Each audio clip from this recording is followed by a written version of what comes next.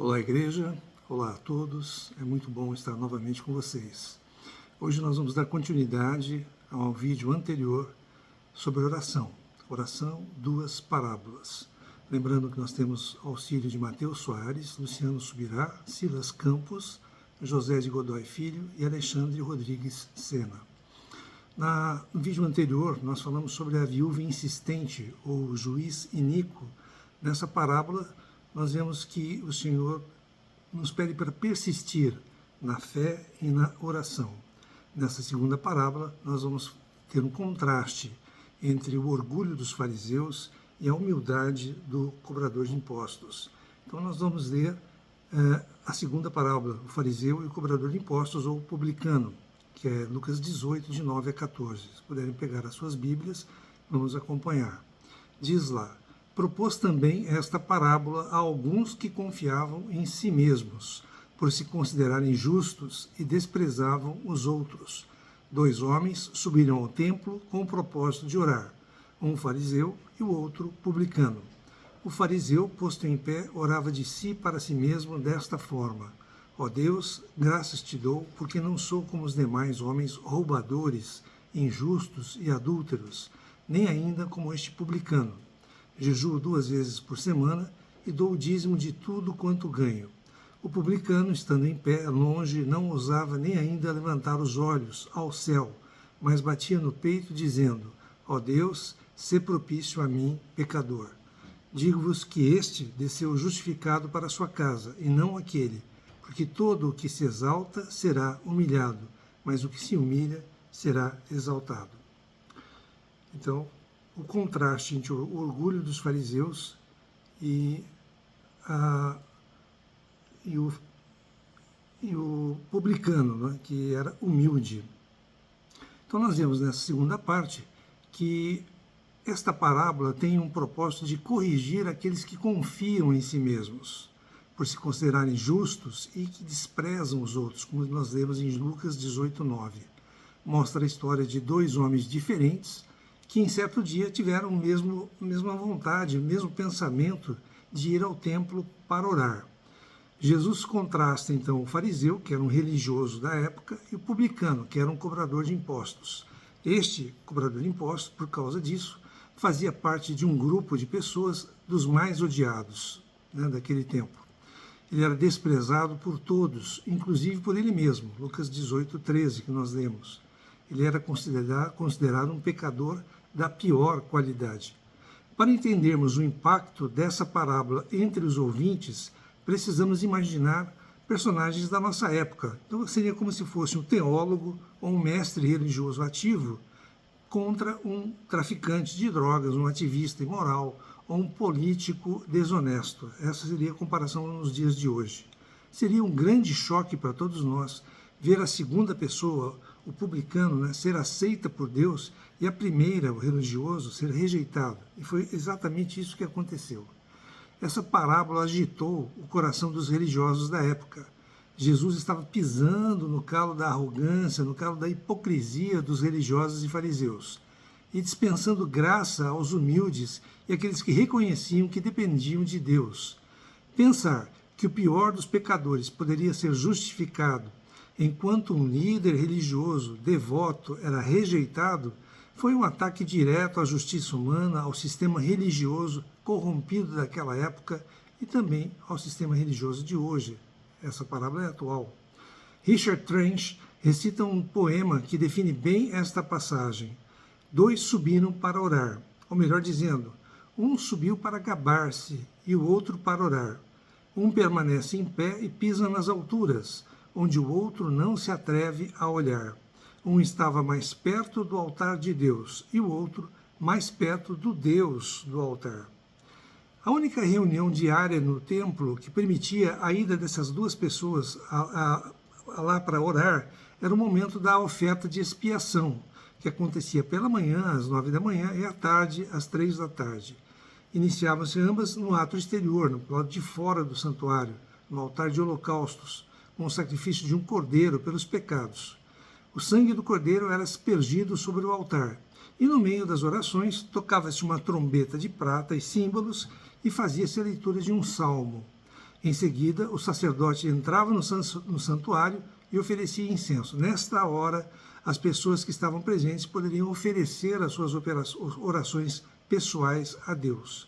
Esse ritual também está no Novo Testamento, em Lucas 1:10, quando Zacarias oferece incenso no santuário. Diz lá: na hora da oferta do incenso, toda a assembleia do povo estava de fora. Então, nesse momento, as orações eram feitas em meio às ofertas de expiação. E provavelmente foi para essa cerimônia que o fariseu e o publicano subiram ao templo para orar. Os publicanos eram cobradores de impostos e trabalhavam para o Império Romano. Cobravam do seu próprio povo em nome do Império Romano. Eles eram odiados porque a grande parte deles era corrupta. Além de cobrar o tanto que era devido ao Império Romano, cobravam também para si próprios, se locupletavam, ficavam ricos com essa corrupção que eles praticavam. Então cobravam de maneira abusiva. O cobrador de impostos era um traidor, considerado um traidor do seu povo, que havia se vendido por dinheiro. Por isso os judeus eram revoltados e odiavam os publicanos. Os cobradores de impostos se encontravam no mesmo nível moral que as prostitutas. Isso está em Mateus 21, 31 a 32. Vamos ler aqui essa passagem. Está na parábola dos dois filhos. Mateus 21, de 31 a 32. Diz lá: qual dos dois fez a vontade do Pai? Disseram: o segundo. Declarou-lhes Jesus, né? Em verdade vos digo que publicanos e meretrizes vos precedem ao reino de Deus. Publicanos e meretrizes. Porque João Batista, veio a vós outros no caminho da justiça, e não acreditastes nele, ao passo que publicanos e meretrizes creram. Vós, porém, mesmo vendo isto, não vos arrependestes, afinal, para acreditardes nele. Então, eram considerados da mesma categoria que as prostitutas e também dos beberrões. Você está em Lucas 7:34. Lucas 7:34 diz lá: veio o Filho do Homem comendo e bebendo, e dizeis: eis aí um glutão e bebedor de vinho, amigo de publicanos e pecadores. O Senhor era amigo de publicanos e pecadores. Os fariseus, por outro lado, eram líderes religiosos ultraconservadores. Observavam a lei nos mínimos detalhes, eram apegados às tradições, aos costumes dos antepassados. Na época de Jesus eram inflexíveis, possuíam uma espiritualidade falsa e viviam uma religiosidade de aparências, com muita hipocrisia. O comportamento do fariseu no templo foi preconceituoso. Ele se manteve afastado das pessoas, dos outros, enquanto estava no culto. Não queria se misturar com as demais pessoas comuns, porque considerava aquelas pessoas impuras. Criam que se encostassem a roupa nessas pessoas impuras, tornavam-se também impuros. Por outro lado, Jesus entrava em território samaritano, falava com prostituta, tocava em tudo e em todos, falava com leprosos, deixou a mulher do fluxo de sangue tocar nele, entre outras coisas. Ou seja, Jesus não tinha preconceitos, Jesus era totalmente puro. Quando alguém impuro tocava em Jesus, além de Jesus não se tornar impuro, a pessoa ficava limpa, sarava, como a mulher que teve seu fluxo encerrado, como o leproso que foi purificado, etc. O preconceito sempre combinou apenas com os fariseus. O fariseu mostrou o quanto distante estava de Deus, quando exaltou as suas próprias obras, as quais, na visão dele, eram o motivo de Deus o aceitá-lo em sua presença. Em sua oração, o fariseu mostrou que ele adorava a ele mesmo e não a Deus. A autoconfiança do fariseu era tão grande que ele julgava ser capaz de manter um padrão alto, proposto. Desta forma, desprezava as pessoas que não conseguiam chegar a esse padrão considerado ideal. Jesus disse que o fariseu orava de si para si mesmo e mostrou que Deus não considerava o que ele falava, pois o seu orgulho destruiu a comunhão que ele tinha com Deus. A oração do fariseu foi um monólogo e não um diálogo com Deus. Charles Spurgeon escreveu que o erro do fariseu é que, embora tenha ido ao templo para orar, acabou não orando. William Plumer nos diz: o fariseu olhou apenas de relance para Deus, mas ficou contemplando, mirando a ele mesmo. A ênfase da oração do fariseu foi somente sobre ele mesmo. Ele agradece a Deus pelo que ele é e não pelo que Deus é, não pelo que Deus faz nele. O eu aparece pelo menos 4 vezes nessa parábola. Deus, graças te dou, ou seja, graças eu te dou, primeira vez, porque eu não sou como os demais homens, roubadores, injustos e adúlteros, nem ainda como este publicano. Eu jejuo 2 vezes por semana. Eu dou o dízimo de tudo quanto ganho. Lucas 18, de 11 a 12, como lemos. Sua oração não possui nenhum pedido, nenhuma confissão de pecados, mas apenas manifestações de orgulho pessoal. Suas palavras não se enquadram em uma oração verdadeira. Trata-se de apenas de uma autopropaganda. William Barclay diz: o fariseu não foi orar, mas apenas informar a Deus sobre o grande homem que ele pensava que era. O fariseu, em vez de comparar a sua vida com as expectativas de Deus sobre ele, preferiu se comparar com o publicano que estava ao lado. Por que não fez nenhum pedido ou confissão de pecados em sua oração? Porque ele confiava em si mesmo e na sua própria justiça. Não achava motivos para se confessar em nada. Usava as iniquidades, os defeitos dos outros como trampolim para obter a sua própria justiça. Pensava que Deus estaria satisfeito com um fariseu cumpridor da lei. Infelizmente, o fariseu não entendeu que era a graça de Deus que havia evitado que ele caísse nos seus pecados, como o roubo, a injustiça, o adultério que ele cita na parábola. Até sentiu-se grato, mas somente por não ser como os demais homens. O seu orgulho mostrava que graças te dou, como ele falou, era só da boca para fora. Bem no seu coração, lá no seu íntimo, ele achava que aquilo era graças a ele mesmo. Na tentativa de glorificar-se, citou 2 feitos pessoais: jejum 2 vezes por semana e o dízimo de tudo. A lei, na verdade, exigia apenas um dia de jejum por ano, o Yom Kippur, o dia do perdão. Ele fazia isso 2 vezes por semana. Simon Kistemaker informa que os fariseus, na época de Jesus, estabeleceram 2 dias de jejum por semana, segunda e quinta-feira. Alfred Edersheim diz que eles jejuavam nesses dias, segunda e quinta, porque eram dias de feiras, onde as cidades ficavam cheias de pessoas do campo, e os jejuns chamavam mais a atenção das pessoas que estavam lá. Por causa disso, foi que Jesus combateu essa exposição pública do jejum, mostrando que o jejum deveria ser praticado em secreto. Está em Mateus 6, 16, 18. Vamos dar uma lidinha. Mateus 6, 16, 18. Como jejuar? Quando jejuardes, não vos mostreis contristados como os hipócritas, porque desfiguram o rosto com o fim de parecer aos homens que jejuam. Em verdade vos digo que eles já receberam a recompensa. Tu, porém, quando jejuares, unge a cabeça e lava o rosto, com o fim de não parecer aos homens que jejuas, e sim ao teu Pai em secreto. E teu Pai, que vem em secreto, te recompensará. Então, o jejum não deve ser uma coisa para se mostrar para os outros. Sobre o dízimo, o fariseu declara que fazia além do que era comum na época. A lei determinava que os israelitas dizimassem sobre os seus ganhos e o faturamento anual, e não sobre as suas posses. Tem alguns versículos que falam disso: Gênesis 28, 22, Deuteronômio 14, 22, Levítico 27, 30.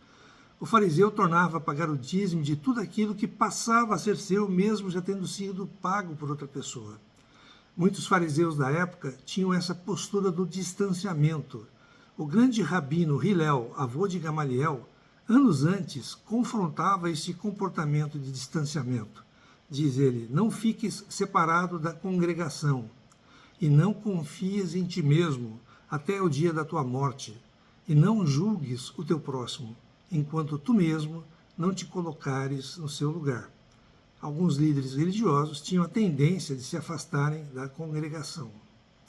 Algumas versões falam que o fariseu da parábola orava em voz alta. Howard Marshall dizia que o costume judeu era mesmo orar em voz alta no templo. Era como se o fariseu estivesse pregando para os impuros, às pessoas em volta dele, inclusive o publicano. Pensava que o publicano não poderia examinar um homem tão justo como ele, e até estava instruindo o publicano sobre a prática da justiça. Parecia que sua oração era um sermão para o publicano. Kenneth Bailey nos diz: na nossa jornada espiritual, a maioria de nós, pelo menos uma vez, já ouviu um sermão escondido em uma oração. Joaquim Jeremias ressalta: 2 das 3 palavras que o fariseu usou na oração afrontavam diretamente o publicano, como roubadores e injustos, versículo 11. Parecia estar dizendo velhacos e trapaceiros. Era o conceito que as pessoas da época tinham dos cobradores de impostos. Popularmente, a oração do fariseu poderia ser: Senhor, é desse tipo de pessoa que eu estou falando, esse detestável cobrador de impostos. Alegro-me por não ser como ele. O ataque do fariseu contra o publicano revelava muito mais do fariseu. Na maioria das vezes que uma pessoa fala, o que a pessoa fala revela mais sobre ela mesma do que sobre a pessoa para quem ela fala. O fariseu rasgou a máscara da sua própria espiritualidade. Do outro lado estava o publicano, que apesar de não ser tão atuante na religião, se dirigiu a Deus de uma maneira sincera sobre si mesmo e sobre sua condição de pecador. Ele não brincou com a oração, mas se rendeu a Deus com toda a sinceridade. Sua oração foi simples, mas abrangeu tudo. Sendo judeu, ele tinha acesso ao pátio exterior do templo e podia ir até lá na hora da oração, como o fariseu. Ele não se atreveu nem a erguer os olhos para cima. Sua convicção do pecado era tão grande que ele nem mesmo conseguia olhar para o céu, que era um costume daquela época quando uma pessoa orava, olhar para o céu. De cabeça baixa, batia no peito, que era uma expressão que revelava a culpa, a agonia da culpa da pessoa, bater no peito, implorando a misericórdia de Deus por sua vida. Manteve-se longe da entrada do Santo dos Santos, a parte mais interna do templo, pois sabia de sua condição impura, sabia que era objeto de desprezo e repúdio entre o seu próprio povo. Não tinha para onde buscar socorro para sua alma, a não ser para Deus em oração. Devido à sua profissão, publicano, negligenciou a adoração a Deus na sinagoga e no templo. Nem mesmo sabia orar. Faltavam-lhe palavras de louvor, de adoração, palavras de gratidão. Era oprimido pelo fardo do pecado e tudo que conseguia era suplicar por misericórdia. Rogava: ó Deus, sê propício a mim, pecador. Essa expressão, ser propício, fala sobre a propiciação, e propiciação fala sobre o propiciatório, que era a tampa da Arca da Aliança, onde era aspergido o sangue de um cordeiro. A Arca da Aliança ficava na parte mais interna do templo, o Santo dos Santos, o Santo Lugar. Tinha o Santo dos Santos, o Santo Lugar e o átrio exterior. Então, a Arca da Aliança ficava na parte mais interna, o Santo dos Santos, onde o Senhor aparecia para Moisés e para o sumo sacerdote uma vez ao ano. Moisés, todo o tempo que ele queria. O que o publicano orava era: concede-me a expiação. O que ele dizia era: eu sozinho não consigo resolver o meu problema, mas o sangue de um cordeiro derramado consegue. Esse sangue seria a sombra, né, do sangue do Senhor, do sangue de Jesus Cristo. Jesus estava inserindo na parábola a doutrina da graça versus o mérito da lei. O publicano reconhecia que sua justificação passava pelo sangue do cordeiro no sacrifício, enquanto o fariseu pensava que a justificação passava por suas próprias obras. Não há esperança para nós, pobres pecadores, senão pela cruz. Nós precisamos todos os dias levar o nosso velho homem à cruz, para em ressurreição nós podemos fazer a vontade do Senhor todos os dias em nossas vidas. Se não crucificarmos o nosso velho homem todos os dias, não faremos a vontade do Senhor. O publicano batia no peito porque aquilo mostrava a fonte de todos os seus pecados, o seu coração. Ele revelava reconhecimento e arrependimento de pecado e total dependência da graça de Deus. Ele batia no peito como se estivesse aborrecido consigo mesmo. Embora ele fosse pecador, seu prazer não estava no pecado. Por isso, Jesus disse que ele voltou justificado, perdoado para casa. Spurgeon escreveu: essa oração agradou tanto a Jesus que ele mesmo assumiu o papel de escrever a parábola. A atmosfera da parábola torna-se mais leve e suave quando passa do fariseu para o publicano. A oração do publicano foi espontânea. O discurso do fariseu foi programado, como se ele tivesse programado, como querendo aplausos, né, bajulação. O fariseu permanecia em pé, afastado das pessoas, não queria se misturar com as demais pessoas que estavam lá. O publicano orava sozinho, mas porque se considerava indigno de estar ali e de se reunir com aquelas pessoas que estavam lá no templo. O publicano se achegou a Deus apenas como um pobre pecador. Ele é um pecador arrependido, mas não se vangloria do seu comportamento, nem usa isso como um argumento de oração, diferentemente do fariseu. O publicano chegou discreto, tímido, e seu pensamento era apenas a sua consciência e tristeza por ser pecador. Ele reconhecia que era pecador. Foi motivado pelo quebrantamento e não pela exposição, como foi o fariseu. Se qualquer um de nós fosse julgar as duas orações, como é que você faria? Possivelmente elogiaria o fariseu e condenaria o publicano, não é mesmo?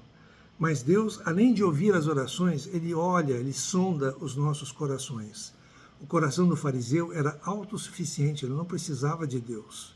Já o do publicano era totalmente dependente de Deus. No versículo 11, vemos o publicano visto pelos olhos do fariseu. No 14, temos como ele era visto por Deus. Nesses versículos também temos como o fariseu se via e como Deus via o fariseu. O fariseu tinha a visão totalmente equivocada. É um perigo quando a nossa visão está desalinhada da visão de Deus, quando nós enxergamos de uma maneira diferente de Deus. O fariseu considerou-se aprovado e saiu reprovado.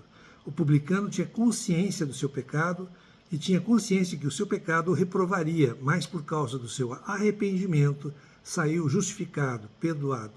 O pecado do fariseu não era externo, mas interno, no seu coração. Não era imoralidade para o corpo, não era escândalo para os homens, mas era a vaidade do orgulho religioso. Essa vaidade do orgulho religioso nos torna duros para a graça justificadora de Deus. Quanto mais religiosos somos, menos graça nós recebemos do Senhor. Aquele que tinha justiça própria voltou para casa sem ser justificado. Já o publicano, que talvez tenha pensado não haver solução para ele, voltou aceito na presença de Deus. Como um pecador pode ser justificado diante de Deus? É simples, pela graça de Deus.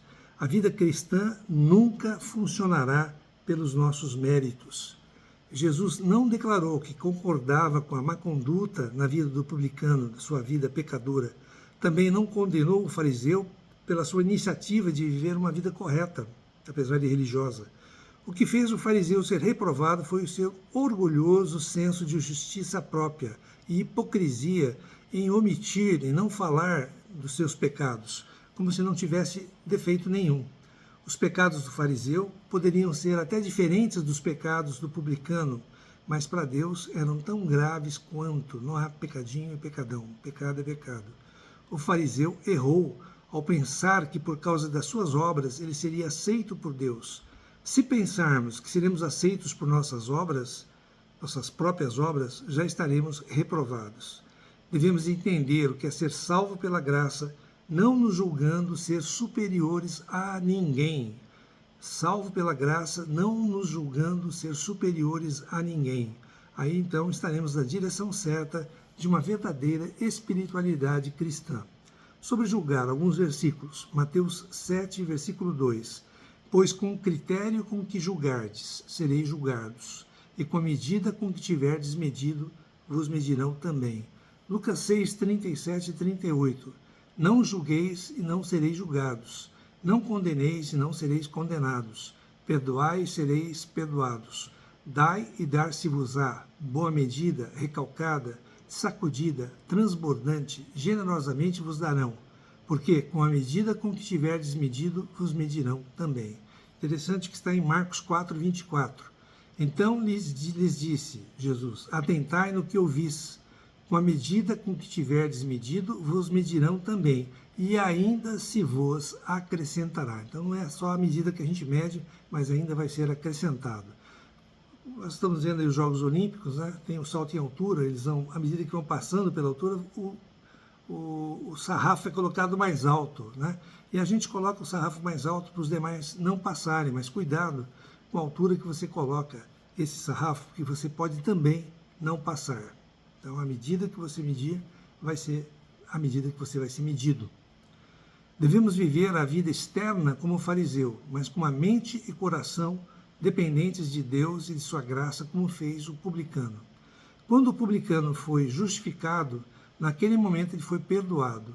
Uma nova relação entre ele e Deus foi estabelecida. Ao Jesus aceitar o publicano, revelou o quanto foi equivocado os conceitos religiosos do farisaísmo daquela época.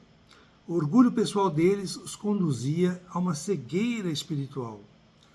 Ainda nos nossos dias, né? A pessoa que é muito religiosa, muitas vezes ela é cega espiritualmente. A oração do fariseu ocupou 5 linhas, a do publicano apenas uma. Não é a nossa retórica, o nosso muito falar, as nossas palavras bonitas que vão agradar a Deus, mas sim o nosso arrependimento.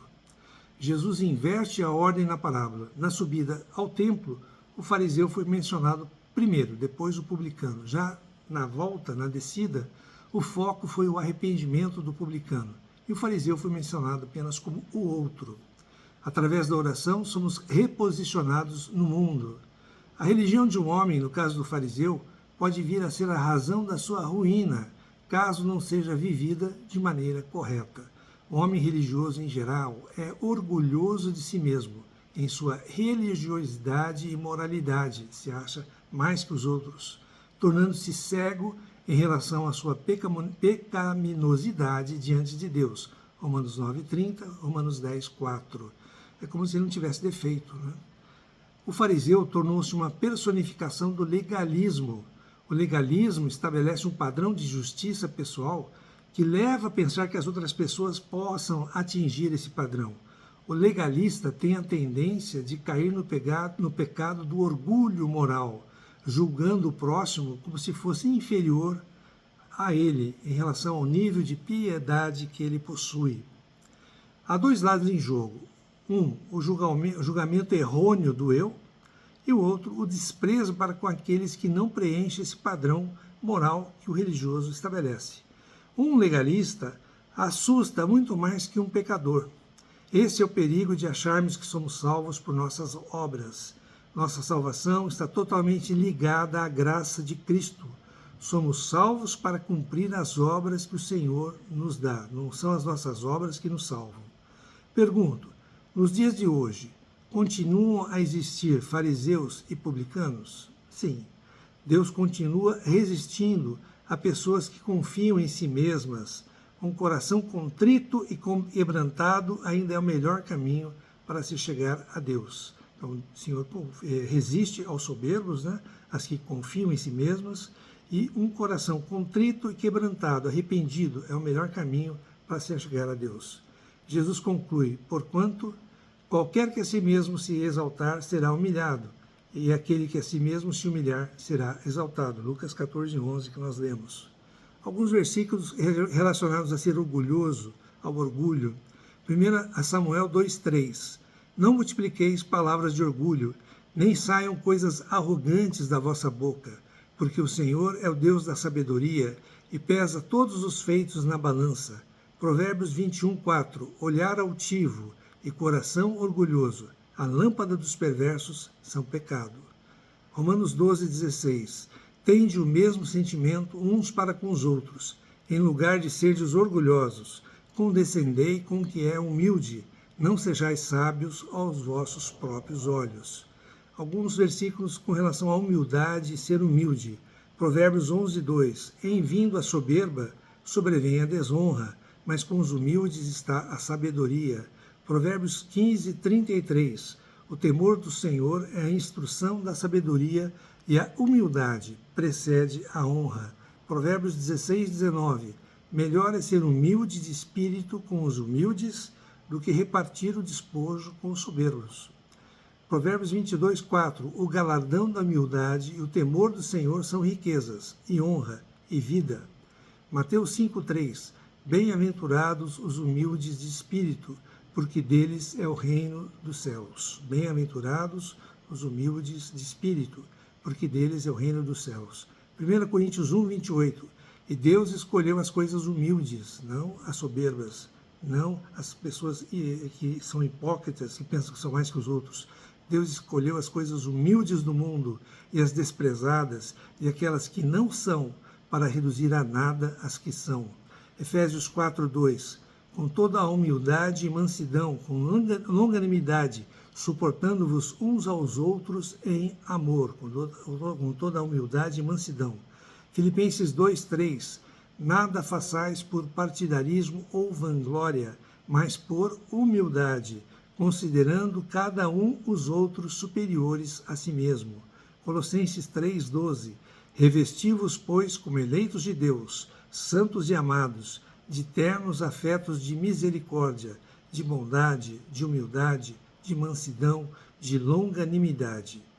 Ou seja, não queremos errar se aplicarmos a justiça para nós mesmos e a misericórdia para os outros.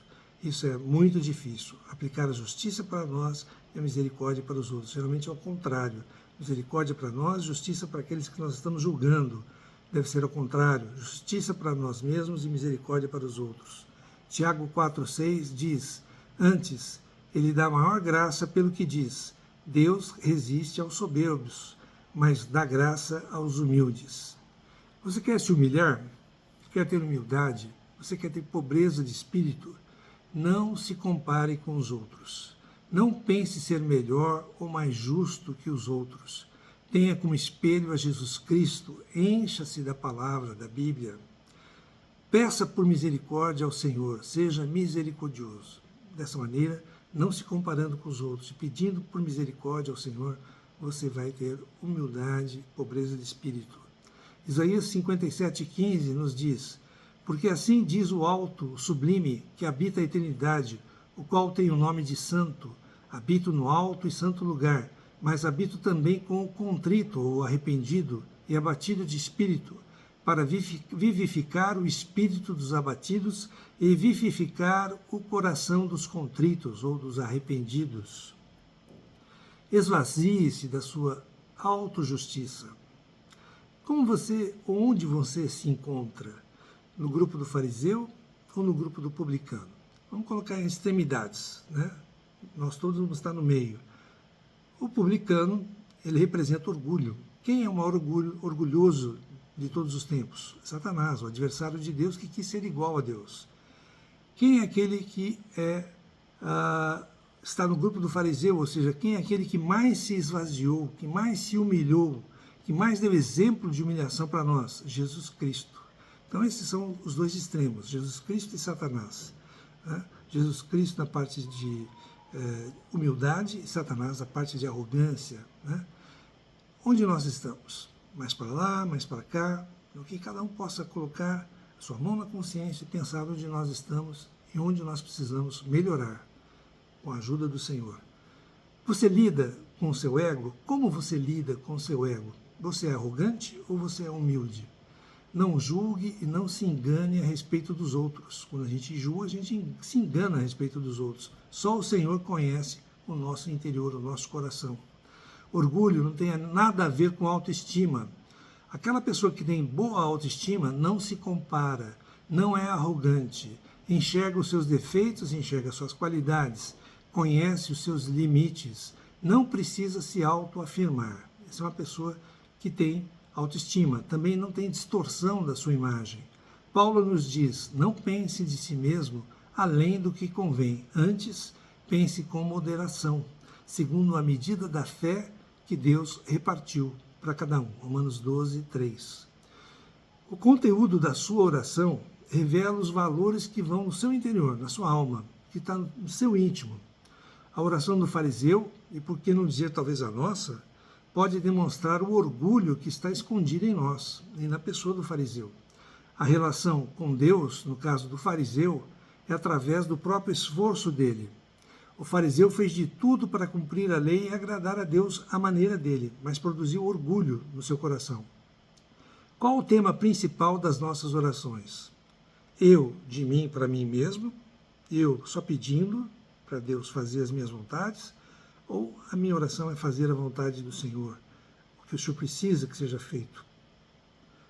O orgulho acontece no coração. Só você sabe o quanto você acha que se acha bom, né? O quanto você se acha bom. Só você sabe. Nada é mais importante na vida da igreja, seja qual for o serviço, qual o cargo que você tenha ou encargo que você tenha, do que o próprio Deus. Deus não admite concorrência com nada e com ninguém. O centro da nossa vida deve ser Cristo. Precisamos ter uma fé piedosa, ter piedade para com as pessoas. Precisamos ter consciência dos nossos pecados, da nossa fragilidade. Precisamos admitir a nossa dependência de Deus. Nós usamos o que temos e o que fazemos de maneira boa, muitas vezes para nos orgulhar. Nosso coração é enganoso, nosso coração é corrupto, é traiçoeiro.